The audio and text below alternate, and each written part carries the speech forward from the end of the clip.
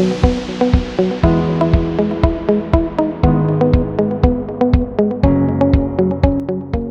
and welcome to the CNSS Podcast. My name is Hamsini Hariharan, and I'm a non resident visiting fellow at the Center for National Security Studies at MS Ramaya University for Applied Sciences.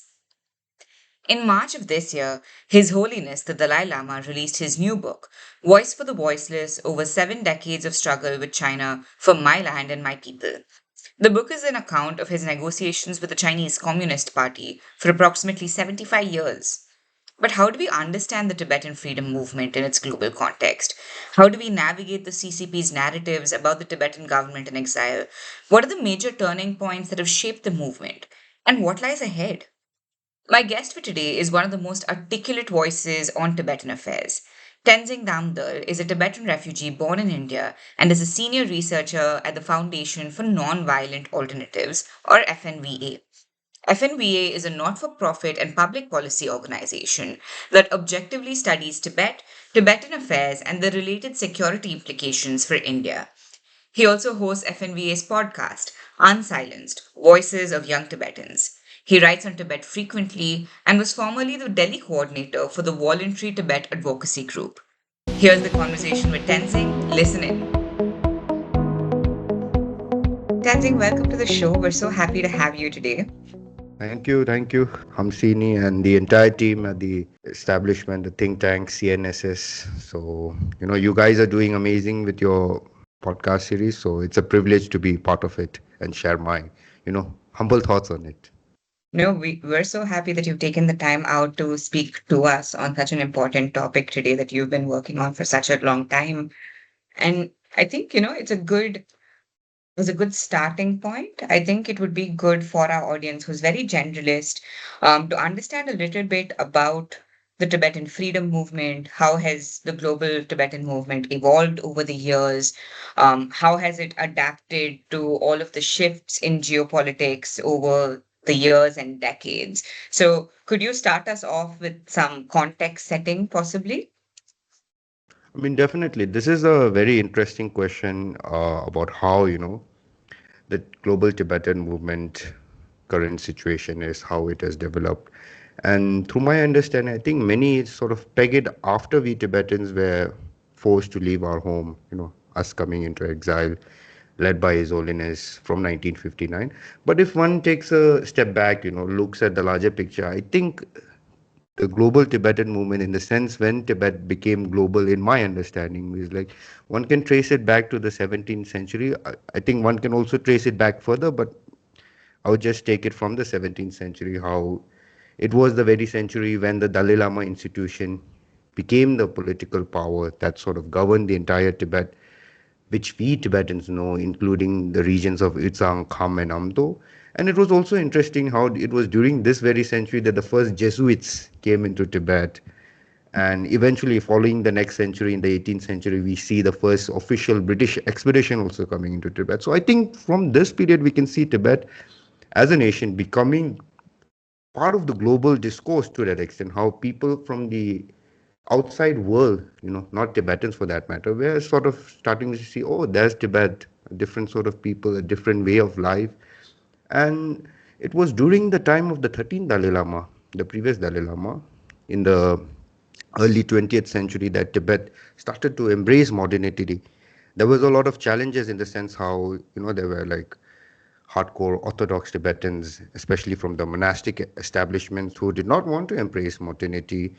But at the end of the day, like, things happened, and it was during the leadership of this very 13th Dalai Lama how on 13 February 1913, Tibet sort of reaffirmed its independence to the world by coming out with a declaration. And it's very interesting. It's also mentioned in the book how, just a month prior to that, in 1913, in January, Tibet and Mongolia during that time, they signed the Treaty of Friendship and Alliance. And I mean, ironically enough, Mongolia currently is an independent country. I mean, though the territory is a bit truncated, but we Tibetans, because of our own way of governing, our own mishaps, which even His Holiness the Dalai Lama acknowledges, like, we are not independent currently. Everyone knows our situation.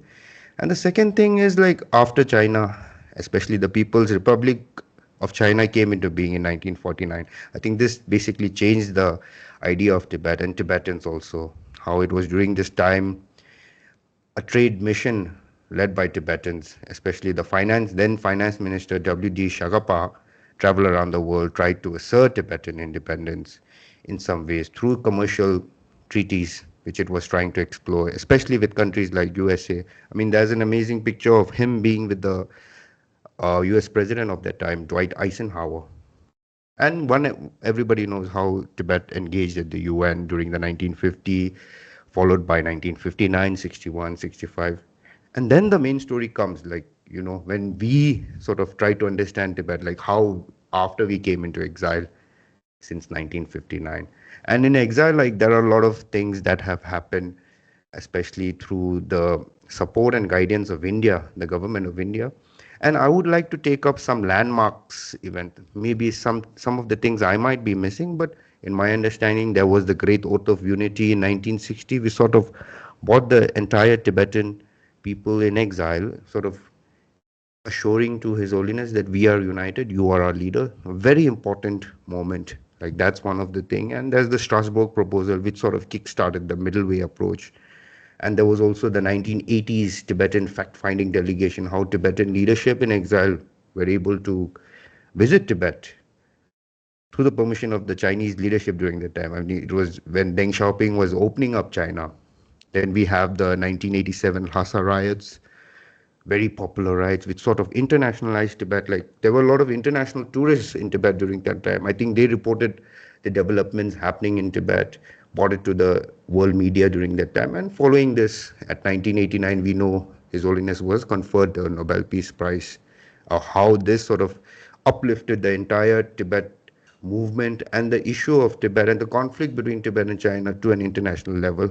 And of late, we know the 2008 protests leading up to the self-immolation, which unfortunately, till now, I think more than 150 Tibetans have sort of self-immolated to raise their queries, their concerns against the atrocities being committed against them. And in my opinion, this form of protest, no, self-immolation is the ultimate form of like non-violent protest. So something that we should do much research and try to understand what's the reason behind all this.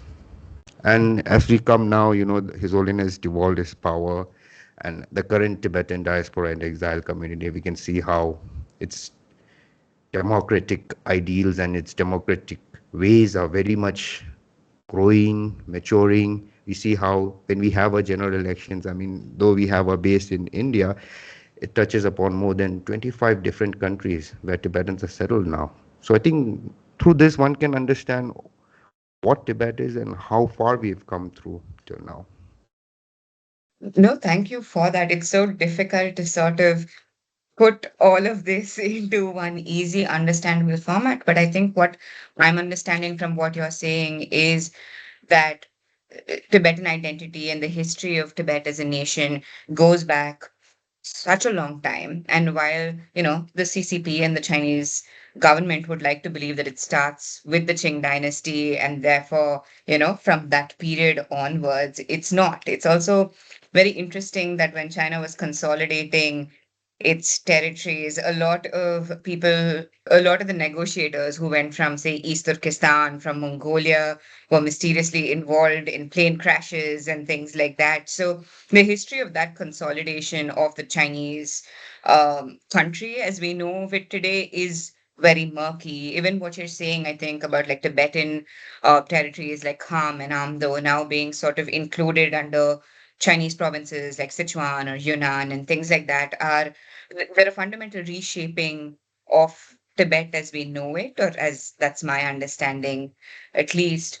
And I think, if you had to look at the Tibetan movement since 1959 to now, you've covered a lot about how the sort of the Great Vote of Unity, sort of the movement, the protests and the self-immolation, which maybe we could talk about a little bit. And then coming now to sort of elections, and since His Holiness has devolved power, it's such a long history that sometimes I wonder how to make sense of it, right? As a movement that's trying so hard to raise awareness, still cater to a large diaspora that's living across the world, as well as to raise concerns of people living within a homeland that we don't necessarily have complete access to. So, how do you think about some of these things? I think Hamsina, one thing that is very pertinent here, which many of us miss, even I was missing that. Like I sort of started to realize it off late only. How like if we take Tibetans in terms of population, how more than 95 of the Tibetans are inside occupied Tibet. So what are their voices? What are they going through? So to an extent, how the Tibetan movement, global movement, or we Tibetans are outside. I mean, population is minuscule. I think it's only through the charisma of His Holiness and his own institution and the leadership surrounding him who has been able to set up institutions like the Central Tibetan Administration that has kept alive our movement. And also, we Tibetans are very fortunate to have like hardcore supporters from around the world, like right from India to USA to Japan. Right now, if you're aware, like in Japan, Tokyo, we are having the ninth World Parliamentarians Convention on Tibet, like more than I think 121, more than 100 participants from 29 countries are taking part. So all of this gives an idea of what is happening when it comes to Tibet, in my understanding. And I think it's also interesting because a lot of people just see sort of the political aspect of it and discuss it in very sort of realist geopolitical ways, which doesn't account for what the movement has been able to establish, right? And I agree with you. A lot of that is because of His Holiness's attempts, as well as the larger global movement and sort of raising awareness for some of these issues. As you said, 95% of Tibetans continue to live within China. And I think that's a very, yeah, important and pertinent observation. I want to move a little bit to His Holiness, the Dalai Lama's new book, The Voice for the Voiceless. And I thought it was a wonderful read because through it, he talks about his entire life journey from when he was a child onto how it was to live under CCP rule, to see all of these things change, to how he took sort of the leadership of Tibet almost sort of unwillingly when he was, 17 years old. And, he then talks about how negotiations with the Chinese leadership have moved through his entire life almost, and the pressures that were placed on him. And you mentioned the middle way approach as well. Could you sort of describe what the middle way approach or advocacy means in the way that His Holiness advocates for it? How has it transformed since he relinquished sort of his political role with the Central Tibetan administration? So, as you rightly said, Hamsini, like the book is like a revelation of sorts for many of us who are starting to learn about Tibet. Because I think the intention of this book, in my own understanding, is for readers interested in Tibet of this day and time, and especially to a generation of Tibetans, the upcoming generations who are not that much aware of Tibet through the lens of His Holiness. Because if one goes through his works, his literature, like mostly it would be about religion, global oneness, these sort of aspects. But if one really focuses on the political and historical aspect of Tibet, like in my opinion, there are three books. The first one is My Land and My People, released and published in 1962, incidentally when the Sino-Indian War happened. And the second one was The Freedom in Exile, released in 1991, if I'm not wrong, just years after he received the Nobel Peace Prize. And this one, 2005, incidentally, when he's turning 90th.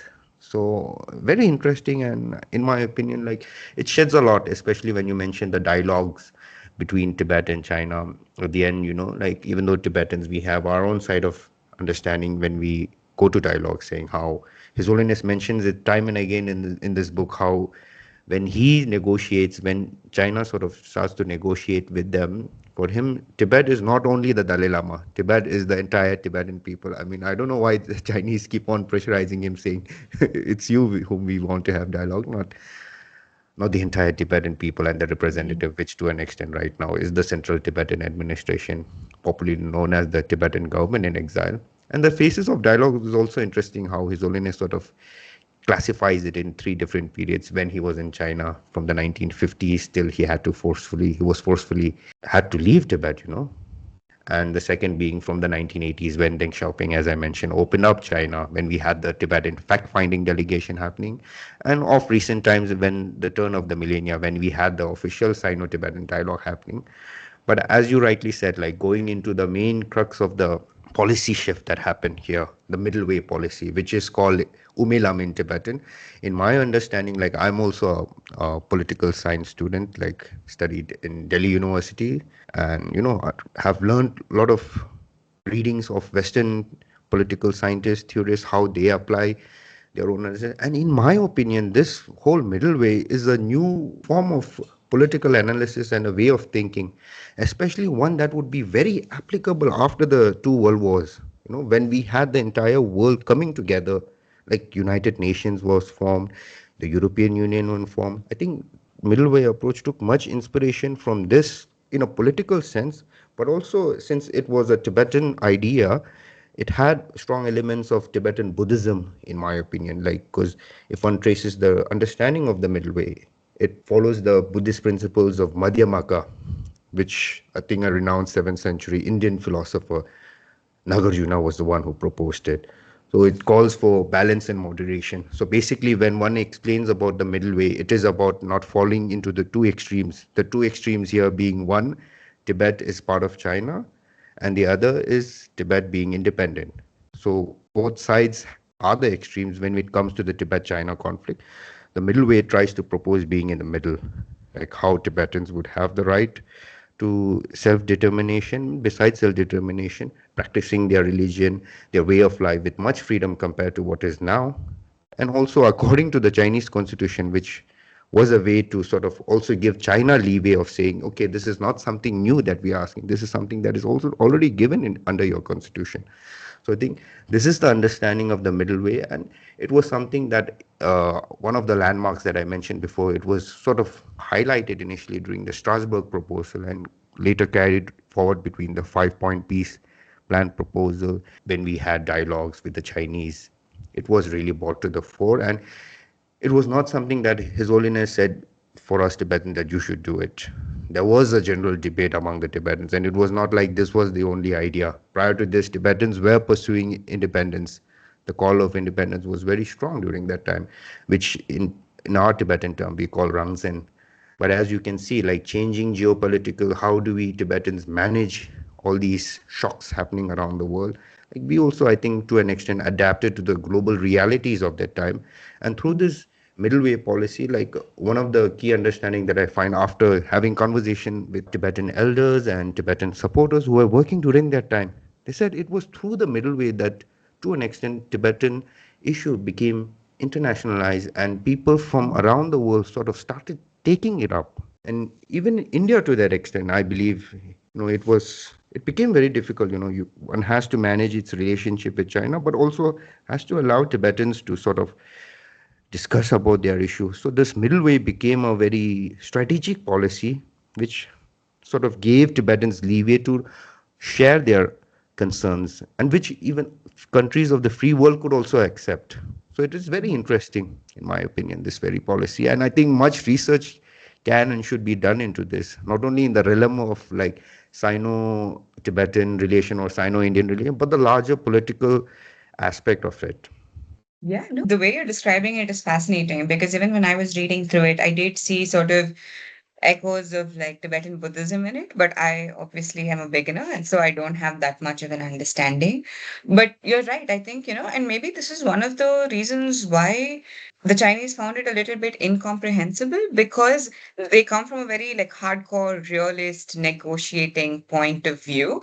Whereas I would say like the middle way is, I can look at it from a constructivist sense. I can understand it from sort of like different theoretical lenses because it's honestly such a clever way to accommodate for people's needs and demands and also like the strategic understanding and like sort of like the geopolitical pressures that are placed on countries like China, right? And so Yeah, I think that you're right. There's so much scope to sort of look at it, not just within the Sino-Tibetan frameworks, but a larger sort of like political understanding of it as well. And so, right now, do you think the middle way approach is still sort of catering to how do we accommodate for lives of Tibetans in China and across the world? Like, is that the approach that is now taken with the middle way? I think the middle way concept is still strong among the Tibetans. I mean, the CTA astutely follows it. It's its official policy. But when it comes to the understanding of middle, even from His Holiness's own lens, like after reading this book, he also mentions it very clearly how like his engagement with the Chinese people is very smooth. Like not only smooth, he says like there are a growing number of Buddhists. He also talks about his engagement with Chinese scientists, Chinese thinkers, Chinese literary figures. But the problem is with the government. I think now His Holiness, through all these three phases, three periods of negotiation, he's like, I've tried my best. They're not willing to do. I think that is sort of the understanding that His Holiness has come to an extent after reading this book. But what the reality is, one never knows. But from this book, one can gain that understanding of where the middle way is. It is still there, but the leadership, especially the Chinese leadership, a message has been sent to them saying like, better get your acts together. Like how one of the principal authors who supported His Holiness in this book, Gishi, Dr. Thubten Jimbala, he also mentioned how the ball is in China's court now, Beijing's court. Now it's up to what they do it. Yes, I agree. I think it's also interesting because the Chinese Communist Party keeps labeling His Holiness as a separatist, but the middle way approach is anything but, right? Like it really refutes the idea that His Holiness or any of the senior Tibetan leaders are separatist. And, I think it's sort of that understanding that's maybe lacking when they're coming to negotiations. And, this also makes me think about how His Holiness, through the book, says his goal has been to preserve Tibetan culture, Tibetan autonomy, the ensuring that Tibetan Buddhism, which is so rich in its culture, is preserved and cherished. But on the other hand, the Chinese government's position has been that His Holiness returns to China, right? And you mentioned this as well. It seems very contingent on him as a person. So to me, there seems like a fundamental disconnect between the two positions. How do you think about it? I mean, definitely, there is a big irony here, sort of a paradox when China, in the sense, Beijing states this very fact of, wanting His Holiness to return, but sort of not fulfilling what His Holiness, and not only His Holiness, the entire Tibetan people aspire for. So that irony and paradox is very much there. But it's something that I think Beijing sort of works day in and day out, especially not only to us Tibetans, but even its own people. So that's why you see a lot of Chinese local people migrating out of China to that extent. I mean, at the end of the day, one would stay rooted in their homeland, but a lot of people are moving out of China. Why are they moving out? This big question I think the government of China, based in Beijing, should definitely look into. But like you rightly said, His Holiness the Dalai Lama's, like he has four major principal commitments, out of which one is very much focused on the aspect which you raised of preserving Tibetan culture and Tibetan way of life. And honestly, this particular idea of His Holiness really hit me. I had the opportunity of receiving an audience with him on 2023 around November. I was part of this Future of Tibet initiative. So it was a group of Tibetan stakeholders, leaders, some even being the former Kalun Thipas, being members of Tibetan parliament. So a group of very active Tibetans who were part of the movement to an extent. So they had meetings around the world, be it Washington, Paris, one in New York. Then we had one in Delhi where I came in, and the final one at Dharamsala. So after that conference, like, everybody these days is talking about reincarnation, succession. So that was one of our declaration, like when we had to submit it to His Holiness. And His Holiness just said, like, don't worry about this to all of us. Like, I was fortunate to be just near where this engagement was happening in the front row. And he said to us all, like, don't worry about my reincarnation. This I will You don't have to worry, basically. But more than this, what I want you all to do and what I want you all to take much interest is about the preservation of the Tibetan language and culture. So that really hit me. And it also shows that this is something that His Holiness simply does not say and write. It's something that he feels and he also acts upon. So that is very interesting, in my opinion. But moving on, when it comes to how China wants His Holiness to return back to Tibet, for that matter. But the irony here is they don't want him to be in Lhasa; they want him to be in Beijing. And in past developments, like when we had the Tibetan fact-finding delegation and the connection and the negotiating happening between Tibetans and the Chinese leadership during the 1980s, there was a proposal during that time of His Holiness, returning back to Tibet, sort of visiting Tibet.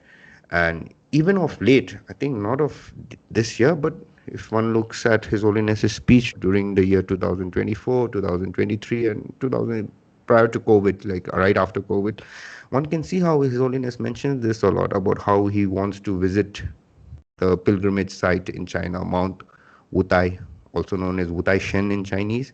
How, incidentally, this is basically the abode of Bodhisattva Manjushri. Though His Holiness is not a manifestation of this, His Holiness is the manifestation of the Bodhisattva of compassion, Avalokitesvara.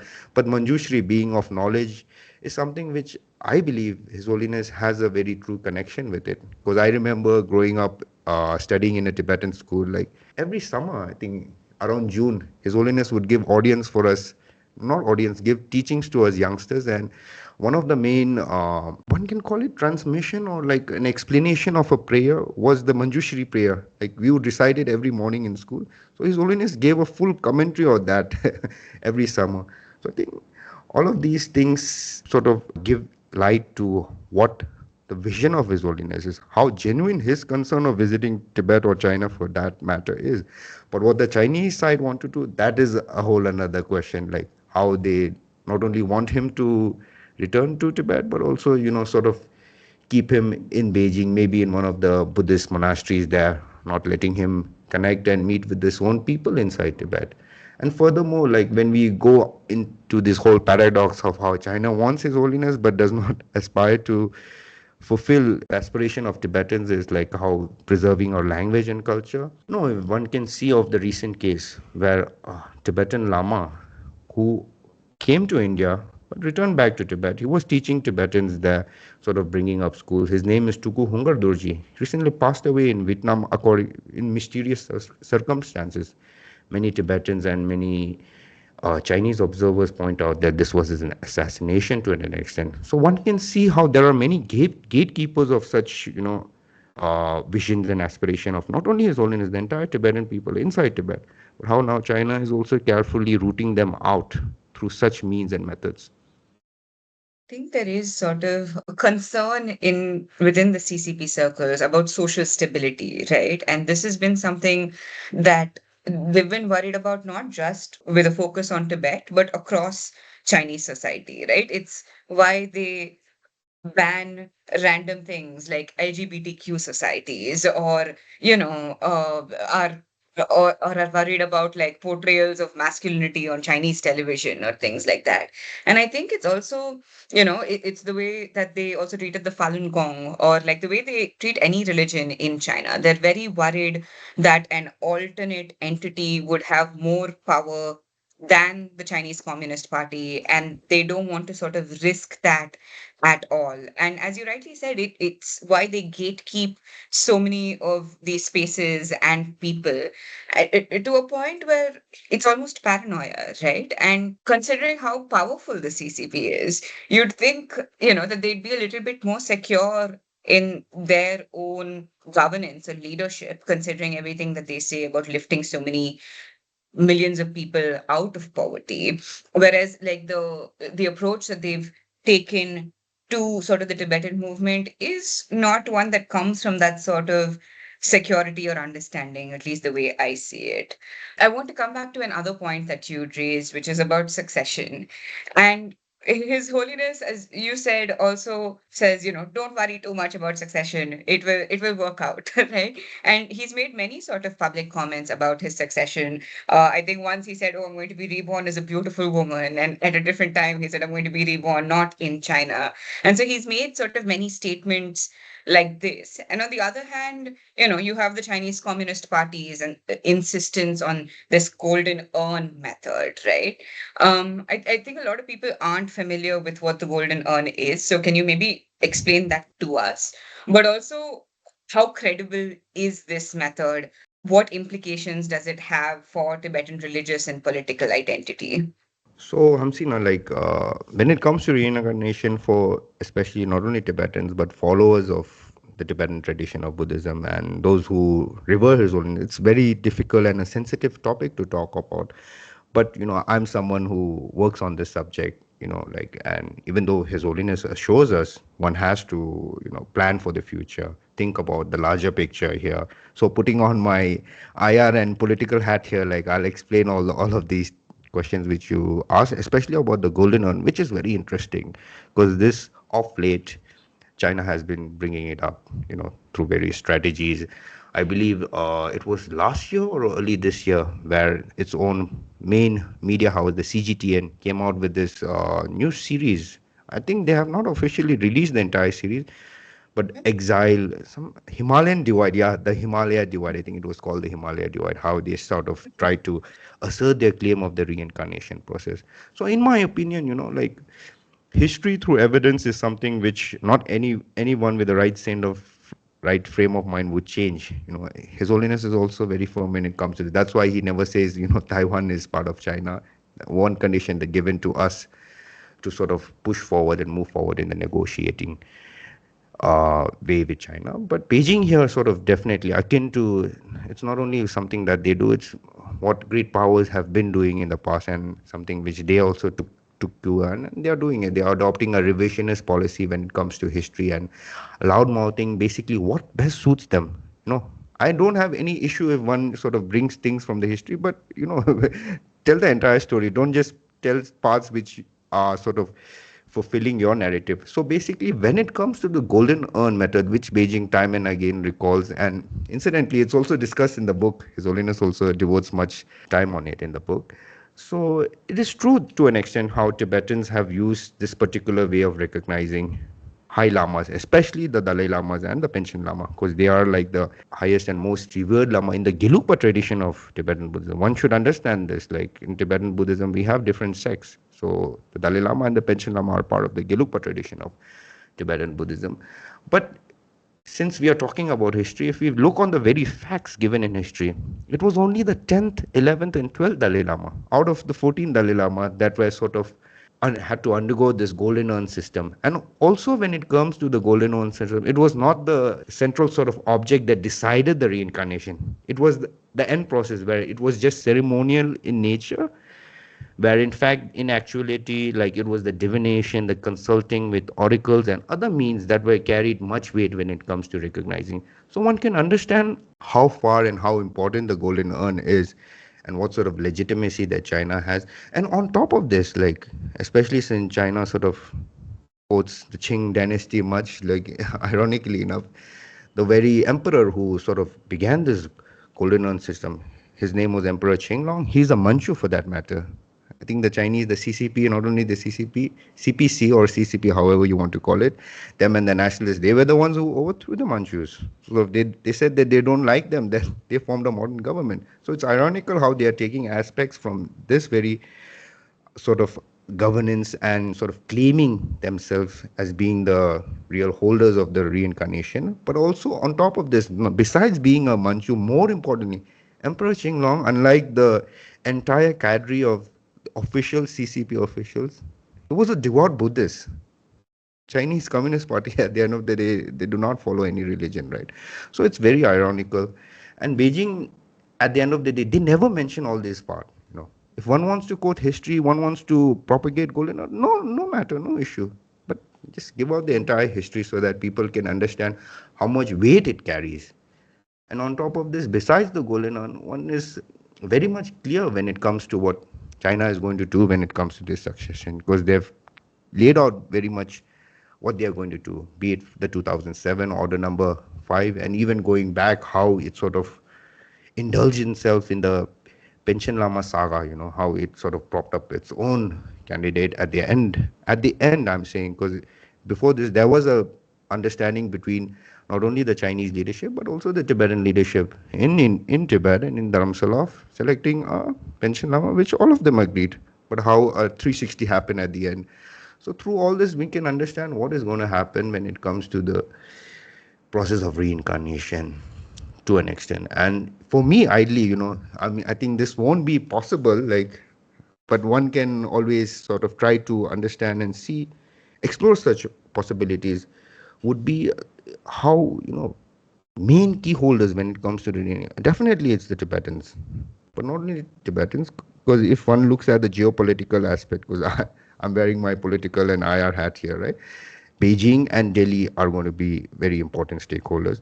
But for Tibetans, because of the Resolve Tibet Act, which was implemented last year, and also preceding this, there were a lot of acts implemented and passed by the US Congress. We have support from the say of the Tibetans, more or less has support of the US. So if these three main key holders could sort of come together and accept one Dalai Lama, which all of them are in agreement of, this would save a lot of time, money, and political maneuvering, everything. And on top of this, in my opinion, this is the path that would keep the Asian region a much more peaceful. And in my opinion, like what India is professing, India is going for Viksit Bharat. China is also going for the China dream, and adhering to this whole idea of Vasudha Kutumbakam. I think that could be realized. Many sort of see this reincarnation as how they are going to do this, we are going to do this. But why not see this as an opportunity of resolving a lot of issues? I think this might be hard based on the current, geopolitical climate for that matter. But let's see.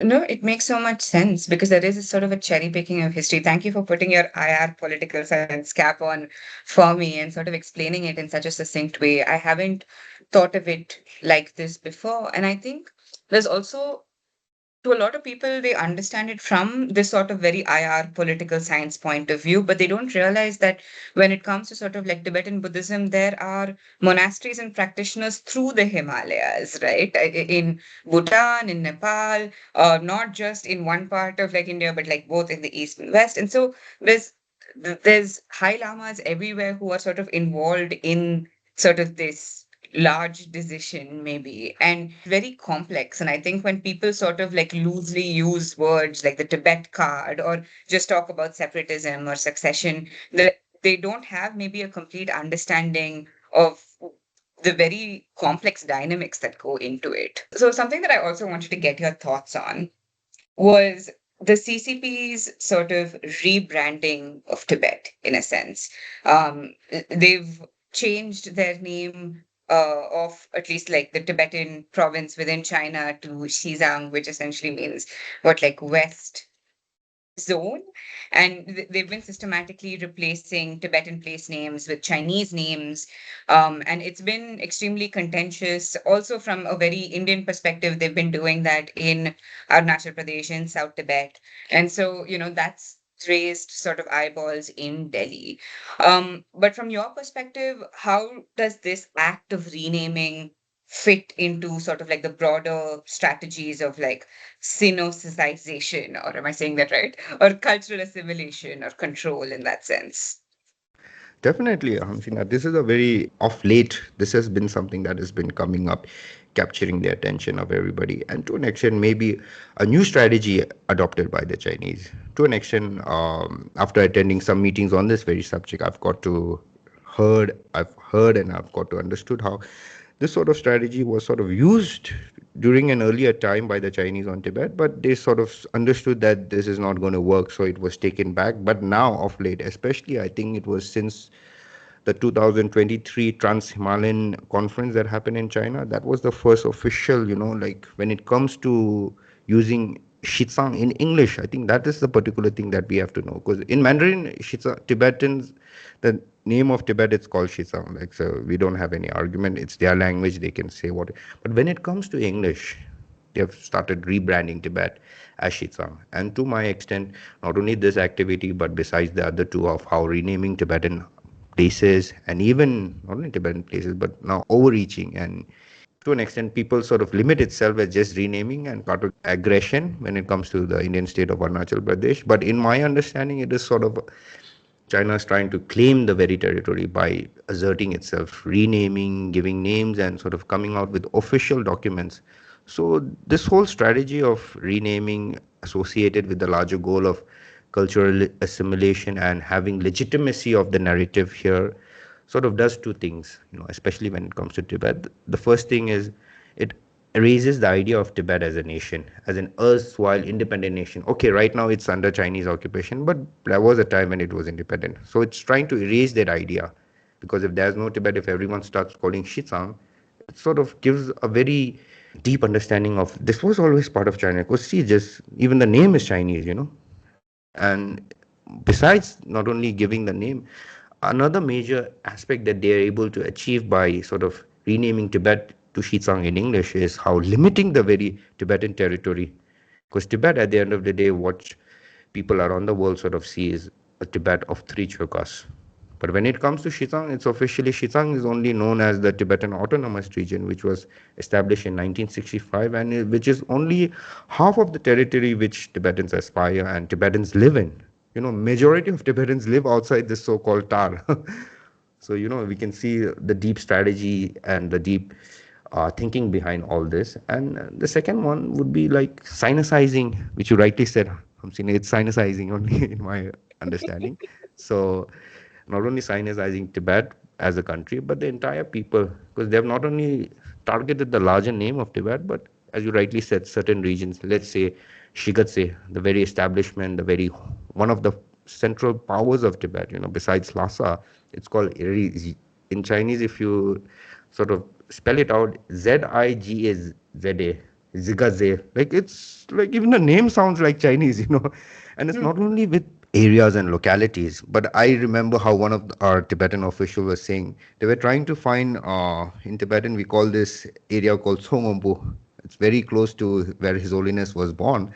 He said he couldn't find it. Like he typed it in the computer, but afterwards he typed the Chinese name. I think it's a totally different name, and he said he found it. So these are the tactics that China has been employing, and as mentioned before, it's not limited to just areas, but also to the very names of Tibetans. One example which I found very interesting was how I think it was before COVID when I was studying in JNU, like a nomad Tibetan, living outside the Tibetan Autonomous Region in what we Tibetans call as Kham.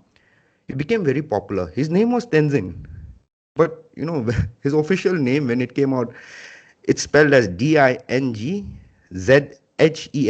Tingshen. So I mean there is elements of Tenzin, but it becomes Tingshen. So people from the outside world they'll think he's not a Tibetan, he's a Chinese. So I think these sort of tactics are something that China and its leadership with the United Workfront Department, I think they are the brains behind all of these strategies, are carrying it forward. And at the end of the day, it erases the very, when it comes to the name, this is the main marker of your own individuality, which is tied with your history and culture. So they are erasing this very thing, in my opinion. Yeah, no, I agree with you. And it's everything that we were talking about in terms of like preserving Tibetan culture and way of life. And if you take off sort of like the very names, if we can't find out it, even to do sort of like research on Buddhism or history or any of that from, like take off our political science hats for a second and we say, okay, we want to look at this. And if we don't even have names of it that are accurate anymore, then how can we do it? So I agree with you. It sort of like definitely erases that sort of like Tibetan identity and culture of the whole space. And it's really sad. It's awful that losing sort of this intangible heritage that's so important. Thank you so much, Tenzing. This brings me to sort of the end of my questions, but your comments and insights have been so sharp and it's really like given me a new way to look at things. I hope you come back and talk to us a little bit more about the Tibetan movement and explain it to us because this has been such a great conversation. No, not at all, Hamsina. It's been my pleasure, and maybe just like to say if there are anything that I've mentioned wrong, I take responsibility by myself. And definitely moving forward when it comes to Tibet, I'll try my best to share my thoughts and help you and your organization who are doing such amazing work when it comes to the national security. Thank you. That brings us to the end of today's episode. We explored the deep roots and evolving journey of the Tibetan freedom movement, from its early global engagements to the current challenges of cultural erasure, religious freedoms, and political advocacy. Tenzing helped us unpack the political philosophy behind the middle way approach, the strategic paradoxes in China's policies, and the lived realities of Tibetans inside and outside the homeland. His insights remind us that preserving a people's identity goes beyond politics. It's about language, about memory, about collective dignity. I definitely recommend listening to FNVA's podcast, Unsilenced Voices of Young Tibetans, which highlights perspectives of young Tibetans navigating identity, exile, and activism. To you by the Center for National Security Studies. The Center for National Security Studies, or CNSS, was founded in 2023 as a multidisciplinary center of excellence for the study, research, and dissemination of subjects of non traditional and traditional national security. CNSS was established by an MOU between MS Ramaya University of Applied Sciences and the Army Training Command. You can find out more about our work at cnss.msruas.ac.in.